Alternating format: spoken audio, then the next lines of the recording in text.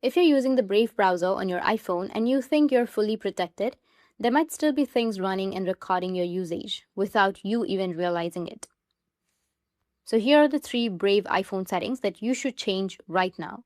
You can make a huge difference in your privacy, and the most important part is that they might already be active on your phone right now without you even knowing. First setting, strongest protection against tracking. First, open up your Brave browser and go to your settings. Tap on all settings, which will be on the bottom. Then you need to go with shields and privacy, trackers, and ad blocking. You will have this option. Wait, set this to aggressive.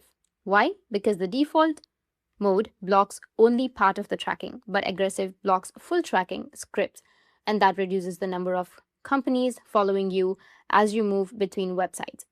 Second setting is prevent device fingerprinting. While you're still on the same page, you'll find block fingerprinting option. Turn it on if it's not enabled. Why is this important? Because even if you delete cookies, many websites can still identify you using your device fingerprint like screen size, fonts, systems, and this setting masks that information. Third setting is stop sending usage data. While you're still on the same page, you'll find privacy preserving product analytics, which is right here, P3A. You need to turn it off because the browser may send general usage data to improve the service. Turning it off reduces any additional connections completely. That's it, and if you have any questions, feel free to comment below. Thanks for watching.